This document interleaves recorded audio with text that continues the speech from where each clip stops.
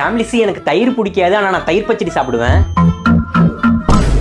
இந்த மாதிரி தயிர் மோர் சாப்பிடாம நீங்களும் உங்கள் ஃப்ரெண்ட்ஸும் நிறைய பேர் இருப்பீங்க. அதில் நானும் ஒருத்தன். அதை எப்படி சரி பண்ணலாம்னு இந்த வீடியோவில் சொல்கிறேன். அதுக்கு முன்னாடி இந்த மாதிரி யூஸ்ஃபுல்லான ஹெல்த் ரிலேட்டட் வீடியோஸ்க்கு என்னை ஃபாலோ பண்ணிக்கோங்க ஃபேமிலிஸு. ஓகே, ஃபஸ்ட்டு இது எதனால் வருதுன்னா, எதனால் வேணால் வரலாம், ஆனால் அதுக்கு ஒரு மெயின் ரீசன், சின்ன வயசில் உங்களுக்கு ஏதாச்சும் இதனால் ஒரு பேட் எக்ஸ்பீரியன்ஸ் இருக்கும். ஃபார் எக்ஸாம்பிள், சின்ன வயசில் எனக்கு ஒரு வாட்டி ஃபீவர் வந்தப்போ இந்த தயிர் சாதத்தை கொடுத்தாங்க.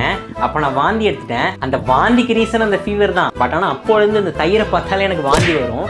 இதே மாதிரி உங்களுக்கு சைல்ட்ஹுட்டில் ஒரு பேட் எக்ஸ்பீரியன்ஸ் இருக்கும் இந்த தயிர்னால. இதுக்கு பேர் தான் கண்டிஷன்டு டேஸ்ட் அவர்ஷன். இது தயிரில் ரொம்ப காமன். பிகாஸ் தயிரோட டெக்ஸ்சரே ஒரு யூனிக்கான டெக்ஸ்சர், செமி சாலிடாக இருக்கும்.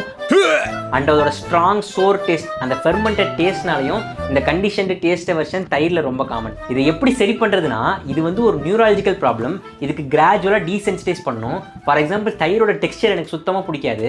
அதனால தயிரை டைல்யூட் பண்ணி, அதாவது தண்ணி ஆட் பண்ணி தயிர் பச்சடி கொடுத்தா நான் சாப்பிட்டுப்பேன். அதே மாதிரி தயிர் பிடிக்காதவங்களுக்கு ஒரேடியாக தயிரை திணிக்கக்கூடாது. அப்படி திணிச்சிங்கன்னா வாந்தி தான் வரும். இப்போ நான் சொன்ன மாதிரி அப்படியே தெரியாமல் கொஞ்சம் கொஞ்சமாக திணிச்சிங்கன்னா மேபி இம்ப்ரூவ் ஆகிறதுக்கு சான்ஸ் இருக்குது.